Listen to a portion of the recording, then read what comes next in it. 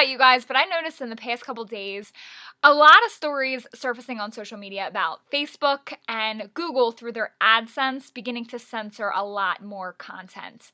The first article I came across, I'll link below, is about Facebook changing its community standards, and it's filled with ambiguous statements in there, like they're going to crack down on people that support violence and criminal behavior. So what does that mean in international affairs? What side are we supposed to stand on in Palestinian affairs, Ukraine, domestic issues? Where maybe people that support Ferguson protesters would be labeled as terrorists. Like, it's very, like, what do they mean criminal activity? And what do they mean violent behavior? What do they mean praising or supporting? I mean, I happen to think that the government is a violent organization. So, I don't know. It's all very open to interpretation, and it's kind of scary times we're living in. I understand that Facebook is a private company and they have the right to ban whoever they wish for whatever they wish, but it's just kind of odd that it's a US-based company and they should at least pretend to care about things like free speech. I mean, it says in the article, free speech doesn't protect things like cat videos, recipes, statements about the weather, selfies, things like that. Free speech is supposed to protect offensive comments, which I don't necessarily like, but I would never try to stop anyone from doing. Also, there was a huge story this week about Anti-War, the big blog. They got a notification on March 18th about Google AdSense having to approve all their content, and they wanted them to take down a page that was 11 years old about U.S. soldiers abusing Iraqi detainees in Abu Ghraib. I don't know if I'm saying that right. Lots of photos about the abuse and terrorism, basically from our side. And, you know, there was a big outcry from the anti-war community. Google heard it. They revoked that, but they still had conditional agreements. They needed to take down this article and that article. I think there might have only been one.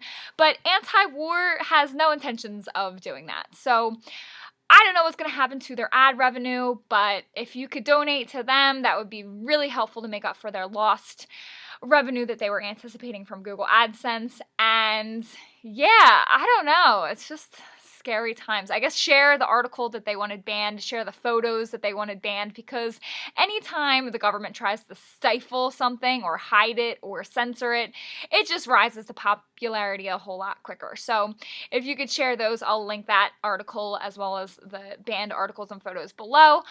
I think that Bitcoin Not Bombs is doing a really cool thing. They're having a pro-peace meme contest to counteract Google censoring anti-war. There's a big hashtag movement going on now.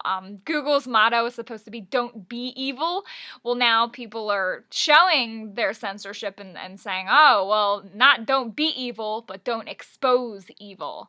So to counteract that, they're holding a contest for a month to make a pro-peace meme to kind of go with this whole thing. And the prizes are pretty cool, actually. Let me pull them up real quick.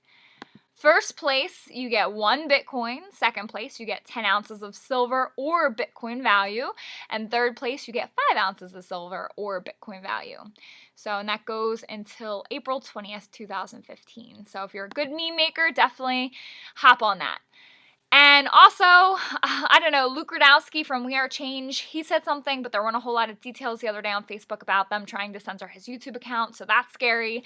I saw that a cop blocker was banned on his Facebook account from posting a picture of Anne Frank, and it said, instead of just hiding in the attic, why don't you just follow the law, Anne Frank? And it was supposed to point out that laws are not always moral, and a lot of times they're actually really, really immoral and bad, and they should be broken.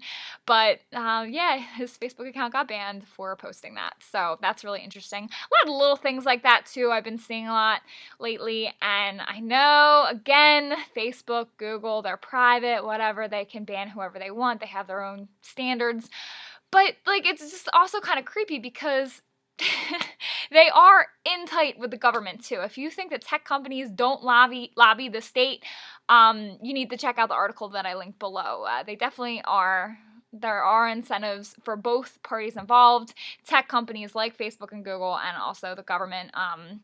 They might need to use Facebook or Google to raid for the NSA or things like that. So it's a win-win for both of them. It's a lose-lose for us living in a fascist empire. So yeah, that's what it is. And this is the beginning of starting to implement penalties for thought crime. Of course, you can't get fined or go to jail or anything serious like that yet, but censoring on platforms, I don't know, I think it's the beginning of it.